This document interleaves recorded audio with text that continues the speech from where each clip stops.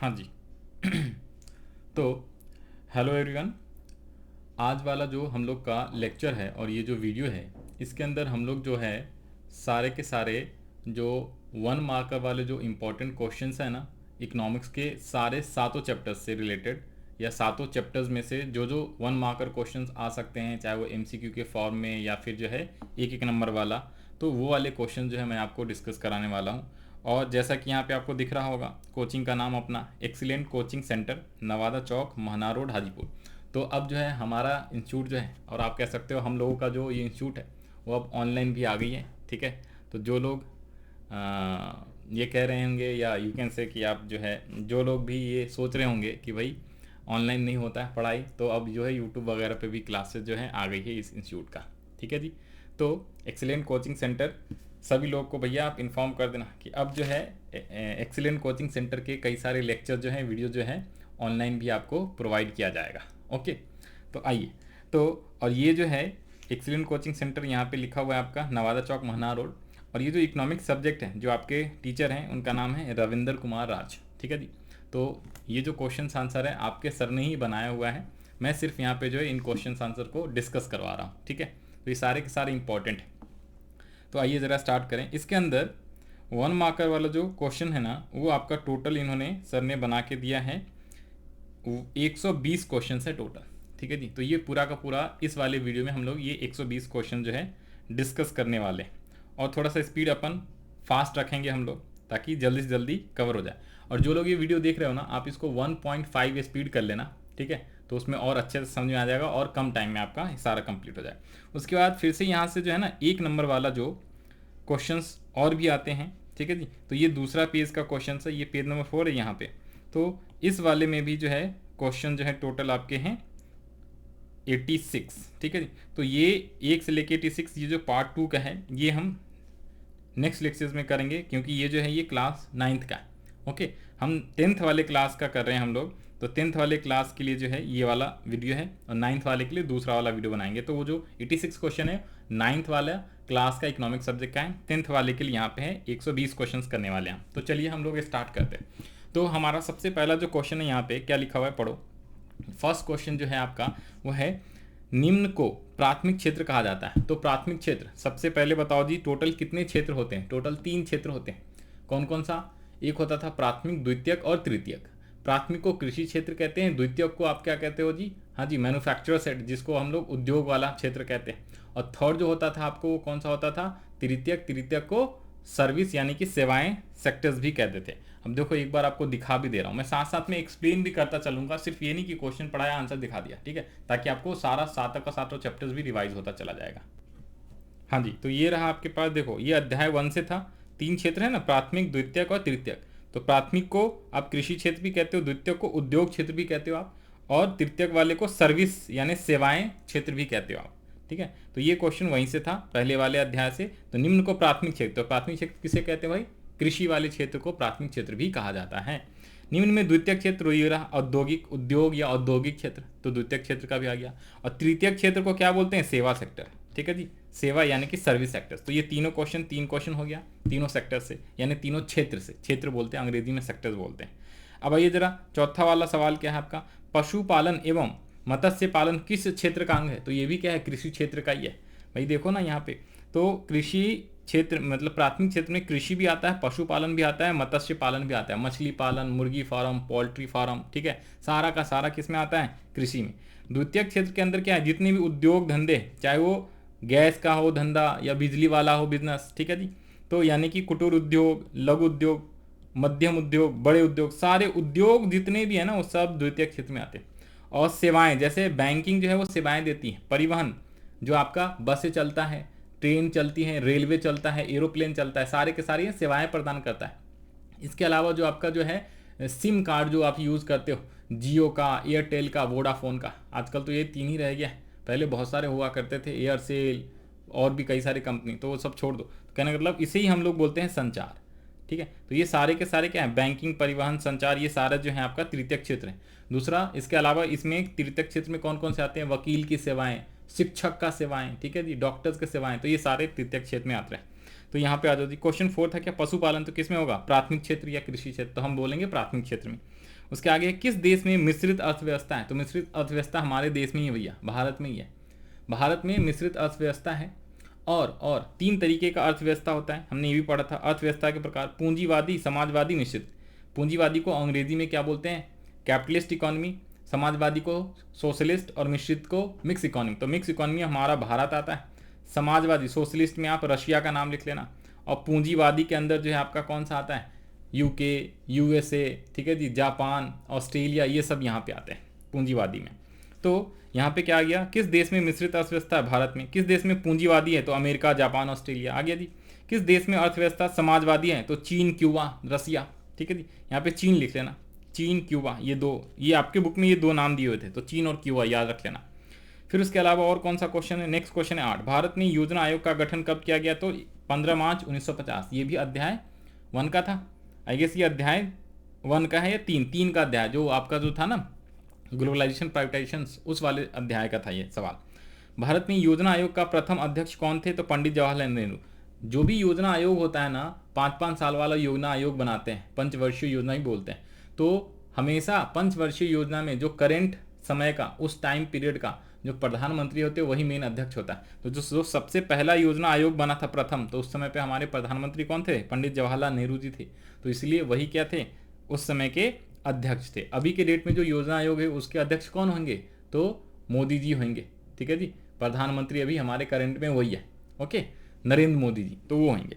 फिर क्या, योजना आयोग के अध्यक्ष कौन होते हैं, तो ये रहा भारत के प्रधानमंत्री, अभी आपको बता दिया।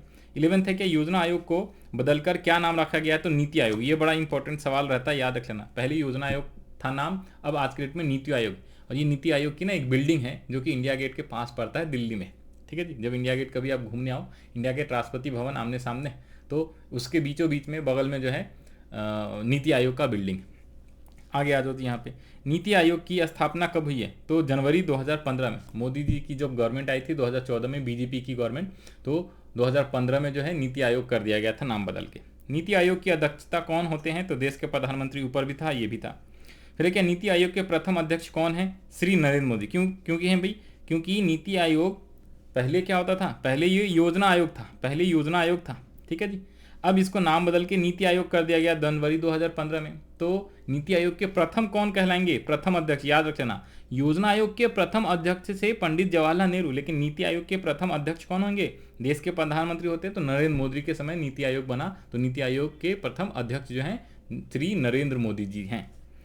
वर्तमान में नीति आयोग के अध्यक्ष, तो वर्तमान में भी यही होंगे, समझ लो, प्रथम भी और वर्तमान में भी, क्योंकि जो भी प्रधानमंत्री होता है वर्तमान में वही प्रधानमंत्री नीति आयोग का अध्यक्ष होता है। कल को नरेंद्र मोदी जी बदल जाएंगे प्रधानमंत्री, कोई अगर दूसरा आ जाता है, ठीक है, किसी भी सरकार की, तो उस समय पे नीति आयोग के मेन जो अध्यक्ष हो जाएंगे वही हो जाएंगे।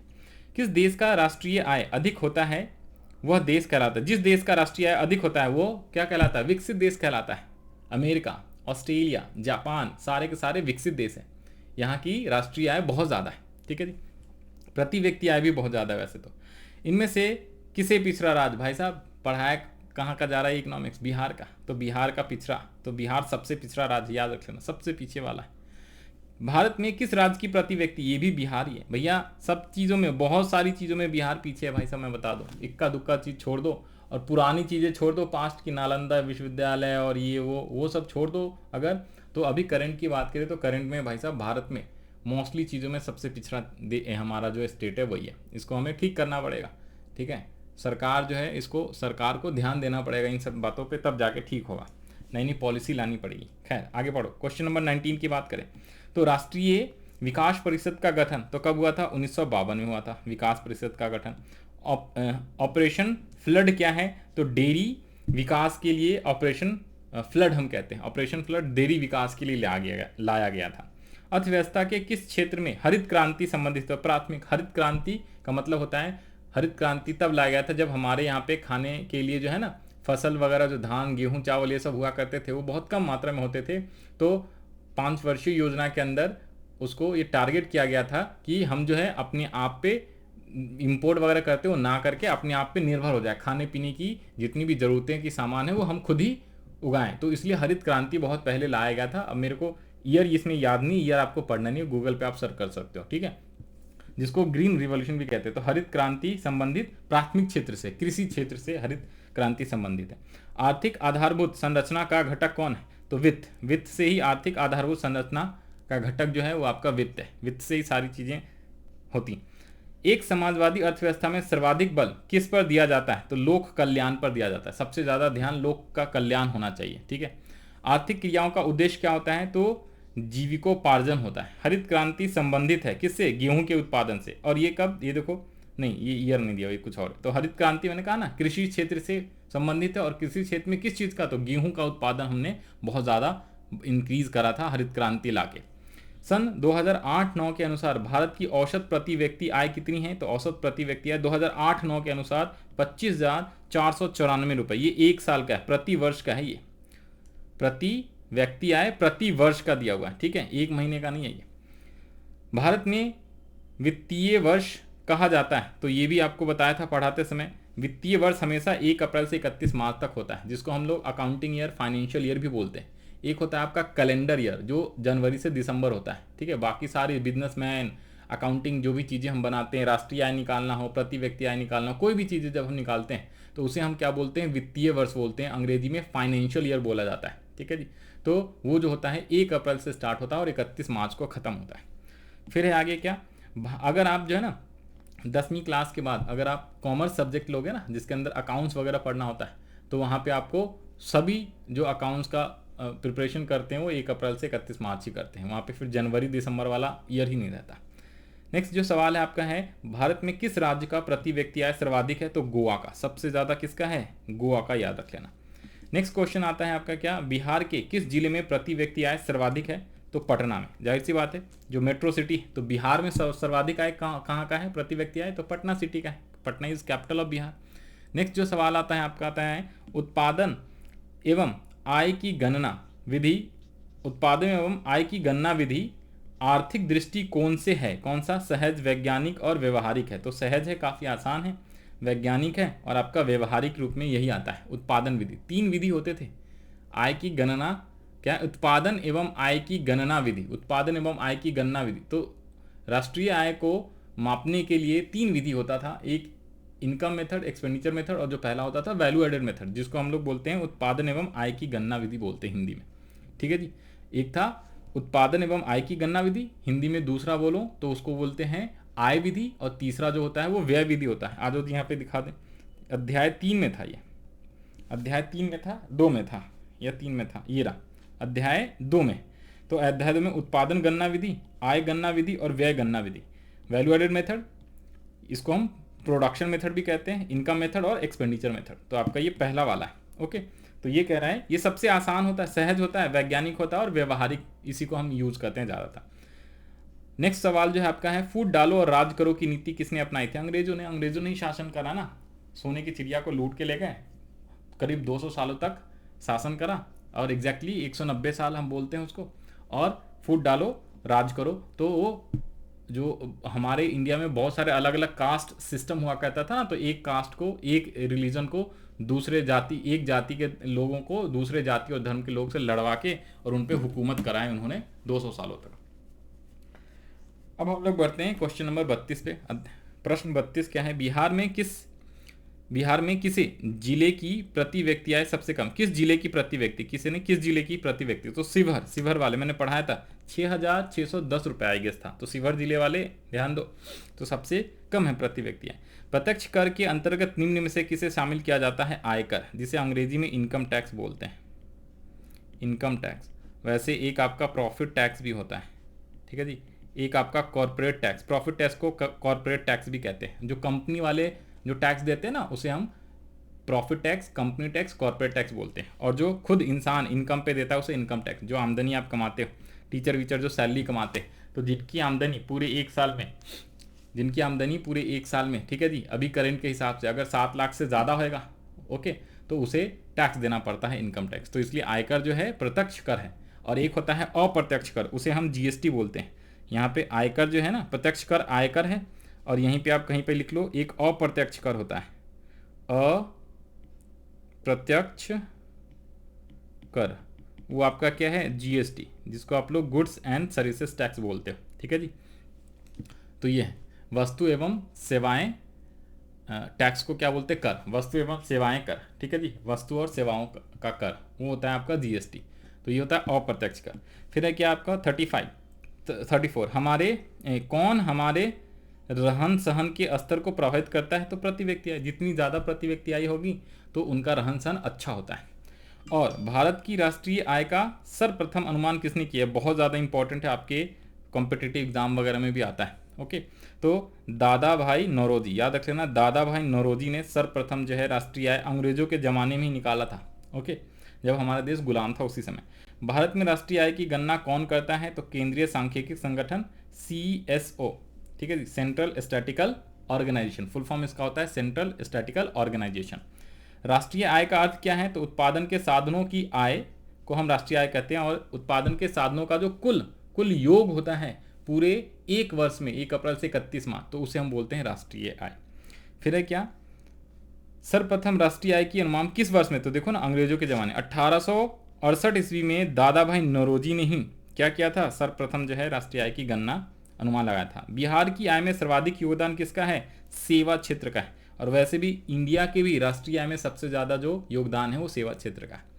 आगे है गरीबी को जन्म देता है, बिल्कुल सही जवाब, गरीबी ही गरीबी को जन्म देता है। ये किसने बोला था, तो रैगनर नॉक्स ने बोला था ये। ओके, फिर है क्या, भारत की सर्वप्रथम अनुमानित प्रति व्यक्ति आय थी 20 रुपये, ये भी याद रखना, सर्वप्रथम, ये भी कौन सा है, यही है, दादा भाई नौरोजी ने ही निकाला था 20 रुपये के आसपास। ओके, फिर आगे क्या कह रहा है, कार्यों के बदलने में जो पारिश्रमिक मिलता है उसे हम क्या बोलते हैं, आय बोलते हैं। भैया काम करोगे तो बदले में जो भी आपको मिलेगा उसे ही हम लोग आय बोलते हैं। राष्ट्रीय गणना का आयाम नहीं है मौद्रिक उत्पादन। मौद्रिक का उत्पादन अगर करोगे, जो नोट वगैरह छापती है ना सरकारें, तो उसको राष्ट्रीय आय में नहीं जोड़ते भैया। ठीक है जी, तो इसलिए कहा गया राष्ट्रीय आय की आयाम कौन सा नहीं है, तो आप बोलोगे मौद्रिक उत्पादन।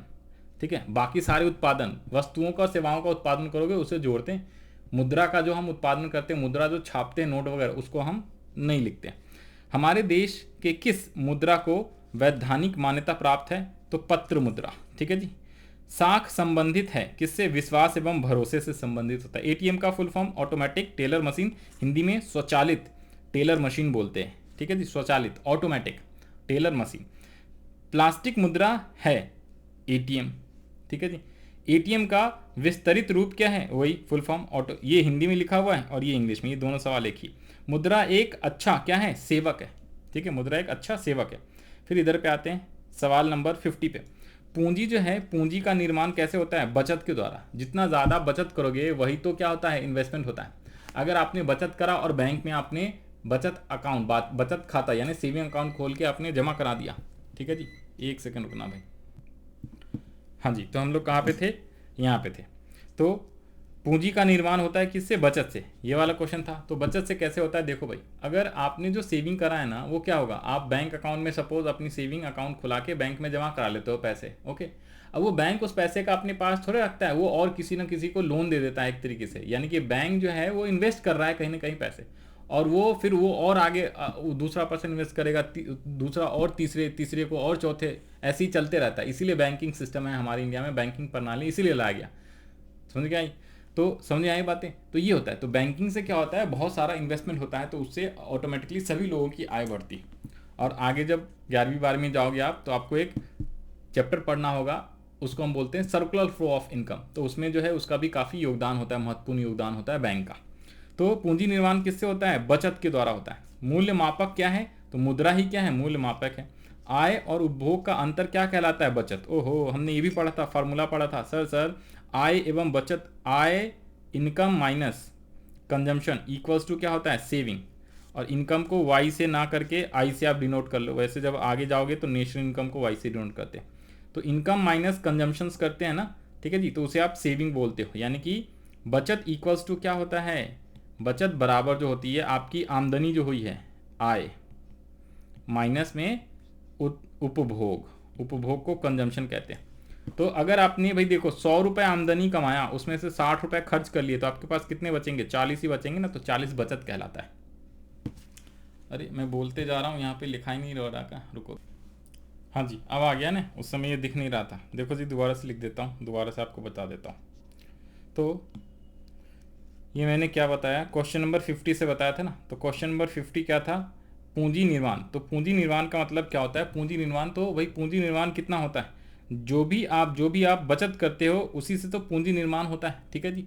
तो अगर आपने क्या किया, आमदनी कमाया 100 रुपये, आपने खर्चे करे, व्यय कर दिया है कंजम्पशन पे, उपभोग पे 60 रुपये, तो आपके पास बचा कितना है, 40 रुपये। तो जो बचत है 40 रुपये, उसको आप क्या करोगे, या तो सेविंग अकाउंट, बैंक अकाउंट में जमा करा दोगे, और फिर बैंक जो है वही आगे चल के किसी और को लोन देगा, फिर वो और बिजनेस करेगा। यानी कि वो बैंक ने क्या किया, एक तरीके से इन्वेस्ट करा, उसने जो है कहाँ पे, पूंजी निर्माण करा। ठीक है जी। तो उसे ही हम बोलते हैं क्या, पूंजी निर्माण। पूंजी का निर्माण कहाँ से होता है जी, तो बचत के द्वारा होता है। मूल्य का मापक कौन है, मुद्रा। और आय एवं उपभोग, तो यही मैं आपको बता रहा था, आय और उपभोग। तो ये लो, तो अगर मान लो आपकी आय कितनी, तो आय बराबर फार्मूला क्या होता है आपका, बचत इक्वल्स टू होता है आय माइनस कंजम्पशन। तो आय और उपभोग का अंतर जो है वो बचत ही है। तो अगर आपने आमदनी कमाया है कितने, 100 रुपये, और इसमें से खर्चे उपभोग कर लिया 60 रुपये, तो आपके पास कितने बचेंगे, 40 रुपये ही बचेंगे। तो यही मैंने आपको बताया, बचत इक्वल्स टू, बचत बराबर क्या होता है, आय माइनस उपभोग। अगला क्वेश्चन है, मुद्रा के प्रमुख कार्य क्या क्या होते हैं। तो 4 मेन कार्य होते हैं। ठीक है जी। सबसे पहला है विनिमय का माध्यम है, मूल्य का मापक है, मूल्य का संचय, ये होता है मुद्रा का कार्य। ठीक है जी। इसके अलावा और भी कई फंक्शंस थे, आप चाहो तो लिख सकते थे। Agency function, as a agent काम करता था वो। ठीक है जी। क्या करता था, लॉकर फैसिलिटी आपको देता है, चेक की सुविधाएं आपको प्राप्त करता है, ऑनलाइन पेमेंट कराने के लिए आपको सेवाएं प्राप्त करता है। अगर आप उसको ऑर्डर दोगे तो आपके बिहाफ पे आपका LIC का जमा कर देगा बिल, आपका इलेक्ट्रिक का बिल जमा कर देगा बैंक। ये सारे काम किसके होते हैं, बैंक के होते हैं। अच्छा, ये मुद्रा का कार्य, सॉरी मैं बैंक के बताने लगा भाई। मुद्रा का कार्य क्या होता है, मुद्रा का कार्य होता है क्या, मुद्रा का प्रमुख कार्य होता है विनिमय का माध्यम। मुद्रा के द्वारा आप क्या है, किसी वस्तु सेवाओं का आदान प्रदान कर सकते हो। विनिमय, किसी भी वस्तु और सेवाओं का मूल्य का मापक होता है मुद्रा। और मुद्रा क्या होता है, मुद्रा से आप संचय भी कर सकते हो मुद्रा का। तो मुद्रा का संचयन भी क्या है, मुद्रा का ही कार्य है। ठीक है। तो ये आपके निम्नलिखित 4 कार्य। ओके, फिर आगे, मुद्रा वह है जो मुद्रा का कार्य करती है। मुद्रा का यही परिभाषा किसने दिया था, तो ये नाम याद रख लेना। ये परिभाषा जो है हार्टले विदर्स ने दिया था। अगला सवाल जो है आपका है 55 नंबर, मनुष्य के सभी आविष्कारों में मुद्रा का आविष्कार एक महत्वपूर्ण स्थान रखता है। मुद्रा के संदर्भ में यह कथन किसने कहा है, तो क्राउथर ने कहा है। ठीक है। ये सब आपका डेफिनेशन जो है ये सब कहाँ मिलेगा, अध्याय नंबर आपका ये 2 जो था ना, इसमें था। मुद्रा नहीं, मुद्रा वाला अध्याय जो था आपका ये था, अध्याय नंबर 3 में ये सारी चीज़ें आपको मिलेगी। ठीक है जी। आप जब 3 में पढ़ोगे तो ये सारे जो सवालों का जवाब है, मैंने पूरा का पूरा जो है ना, सारा का सारा चैप्टर्स आपको जो है, सातों चैप्टर्स पूरा लाइन बाय लाइन मैंने जो है आपके बुक से स्टडी करवाया है, रीड करवाया है, और उसका वीडियो अपलोड किया हुआ है। तो उसका लिंक भी मैं डिस्क्रिप्शन में दे दूंगा। तो वहाँ से जो है सारे सातों के सातों चैप्टर जब आप रिवाइज कर लोगे अच्छे से, फिर आपके लिए ये सारे क्वेश्चंस क्या हो जाएंगे, आसान हो जाएंगे। ठीक है। फिर है क्या आगे, किस धातु का मुद्रा के रूप में सर्वाधिक प्रयोग हुआ है, तो पीतल का सबसे ज़्यादा प्रयोग हुआ है, सबसे ज़्यादा पीतल का, याद रखना। भारत की मुद्रा क्या है, रुपया है, सबको पता है। और आजकल रुपया को किससे डिनोट करते हैं, तो इस टाइप से डिनोट किया जाता है रुपया को। बांग्लादेश की मुद्रा टका है, टका। ठीक है जी। रूस की मुद्रा रूबल है, एक जगह पे लिखा हुआ था बुक के अंदर सभी करेंसियों का मुद्रा। दिखाऊं क्या आपको, ये लो अभी आपको दिखाता हूँ यहाँ। हाँ जी, ये रहा।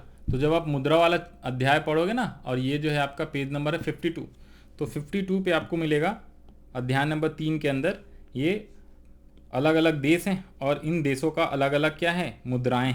ठीक है जी।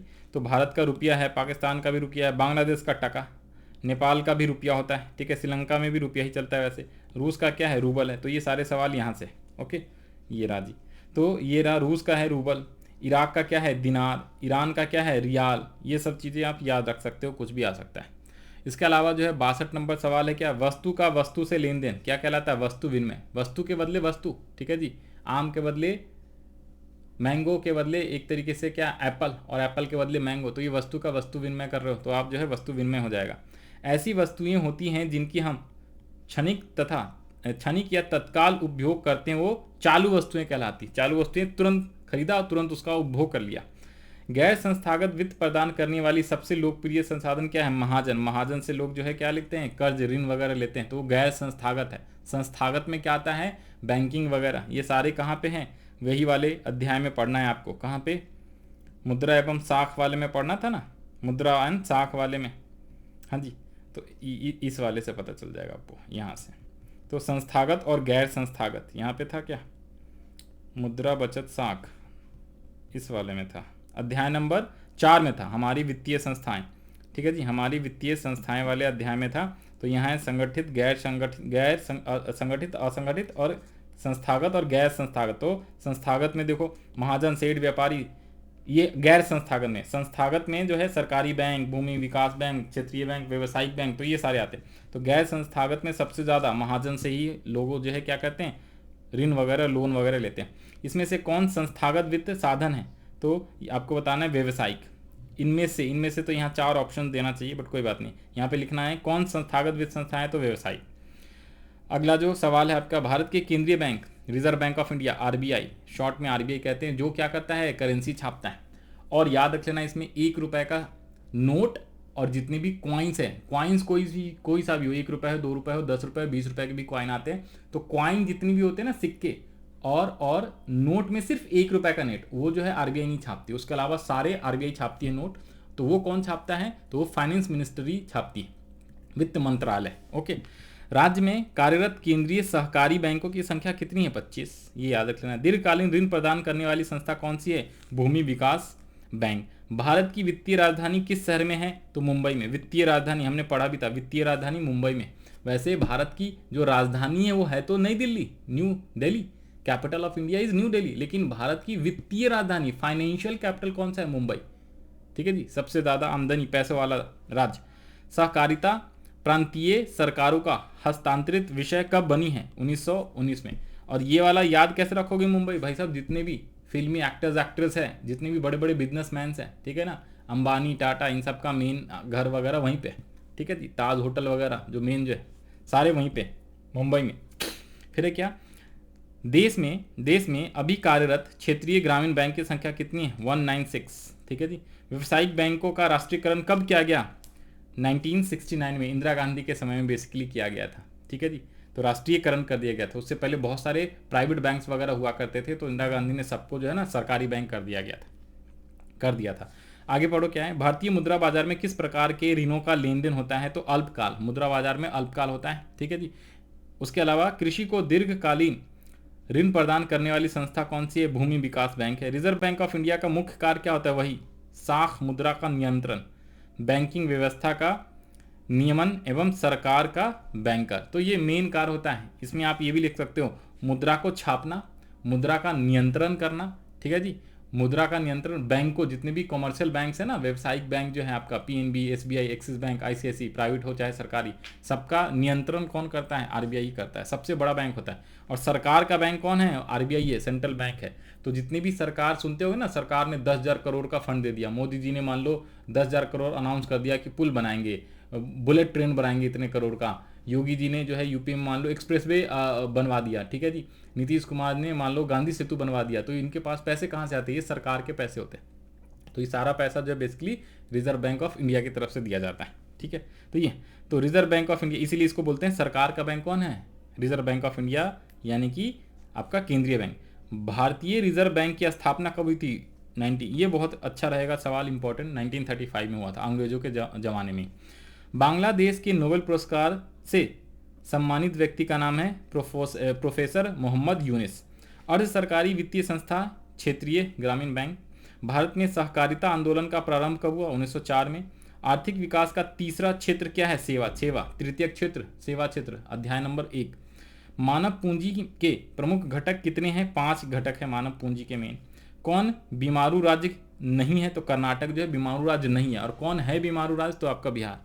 कौन सी सेवा गैर सरकारी है, तो मॉल सेवा। ओके, ये गैर सरकारी है, प्राइवेटाइजेशन के अंदर आता है। मॉल में सारे सामान मिलते हैं एक ही जगह पे, उसे मॉल बोलते हैं। आजकल आप लोग जाते हो, हर सिटी में खुल गया मॉल।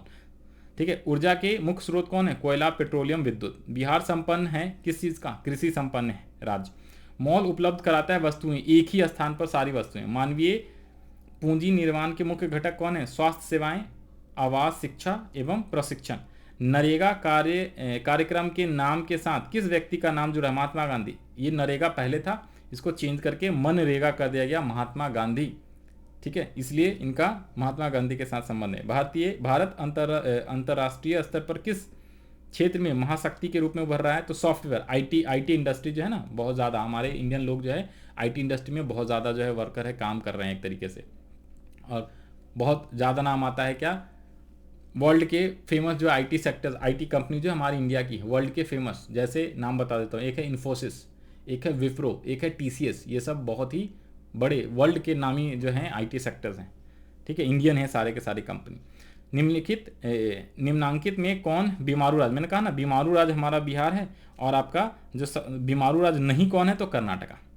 इसके अलावा अगला जो सवाल है आपका, ठीक है, वह है मॉल उपलब्ध कराता है एक ही, यहाँ पे थे हम लोग, कहाँ पे थे, यहाँ पे बीमारू राज्य। फिर है क्या 91, भारत का पहला टेलीविजन केंद्र कहाँ स्थापित हुआ था, दिल्ली में हुआ था, ठीक है जी, दिल्ली में, national capital of India. Bharat की परिवहन सेवाओं में कौन सर्वाधिक महत्वपूर्ण है, तो रेलवे, सबसे ज़्यादा रेलवे, ठीक है जी। नई आर्थिक नीति से किसे सम्मिलित किया गया है, नई आर्थिक नीति में किसे सम्मिलित किया गया है, तो एलपीजी, शॉर्ट में इसको एलपीजी बोलते हैं, लिबरलाइजेशन, प्राइवेटाइजेशन एंड ग्लोबलाइजेशन, जिसे आप उदारीकरण, निजीकरण और वैश्वीकरण भी बोलते हो। 1991 में आया था, याद रखना ईयर कब आया था, 1991 में। फिर है क्या, वैश्वीकरण के प्रमुख अंग कौन से होते हैं, 5, कितने अंग है, तो 5 है, वैश्वीकरण के 5 निम्नलिखित अंग। इनमें से कौन बहुराष्ट्रीय कंपनी है, तो Ford Motors, Samsung, Coca Cola, ये सारे बहुराष्ट्रीय का मतलब जिस कंपनी का बिजनेस जो है, बिजनेस उद्योग जो है एक कंट्री से अधिक कंट्री में हो, 2 या 2 से अधिक कंट्री में जिसका बिजनेस हो, तो कोका कोला मोस्टली सभी देशों में है, सैमसंग का मोबाइल हर देश में मिल जाएगा, आपका फोर्ड मोटर्स।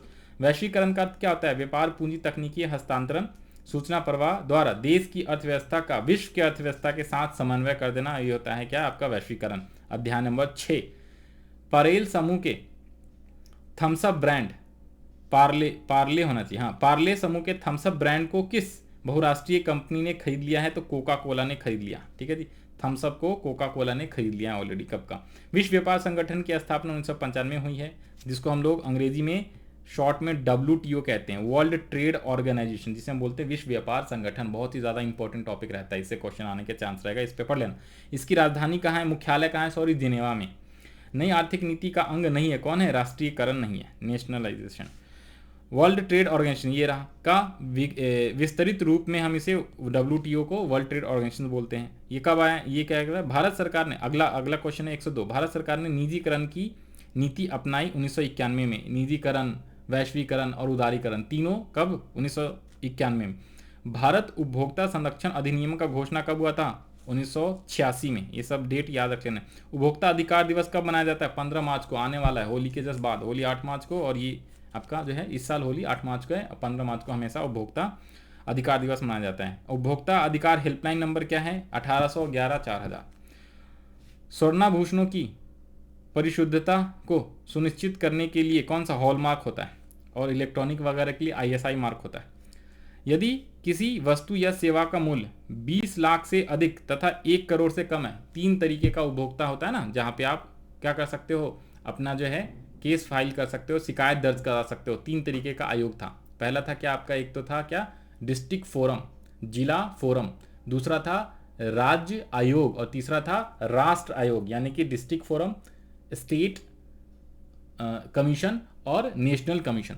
तो सबसे पहला था आपका क्या, डिस्ट्रिक्ट फोरम। डिस्ट्रिक्ट फोरम में यानी जिला आयोग में 20 लाख तक का जो अगर आपका कोई क्लेम है, ठीक है जी, 20 लाख तक अगर आपका नुकसान हुआ है, ओके, तो उसके लिए आप जो है शिकायत कहाँ पे करोगे, अपना जिला फोरम में। और अगर 20 लाख से ज़्यादा 1 करोड़ तक का आपका नुकसान हुआ है तो आप कहाँ पे, राज्य आयोग में। और 1 करोड़ से ज़्यादा का अगर आपका नुकसान है तो आप राष्ट्र आयोग में, यानी नेशनल फोरम में, नेशनल कमीशन बोलते हैं उसको। उपभोक्ता द्वारा शिकायत करने के लिए आवेदक शुल्क, ये लो यहाँ पे आपको दिखा भी देता हूँ, कहाँ पे था, सबसे लास्ट वाला अध्याय।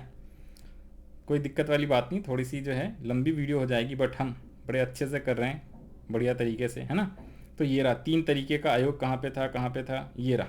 शिकायत कहाँ करें, तो जिला फोरम, राज्य आयोग, राष्ट्रीय आयोग, 20 लाख तक, 20 लाख से 1 करोड़ और 1 करोड़ से अधिक, दिख गया।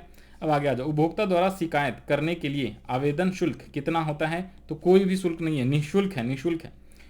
कृषि उत्पादों में मानकीकरण के लिए किस मानक का प्रयोग किया जाता है, एगमार्क कृषि वाले यानी खाने पीने की चीज़ों के लिए एगमार्क देख के आपको सामान खरीदना चाहिए।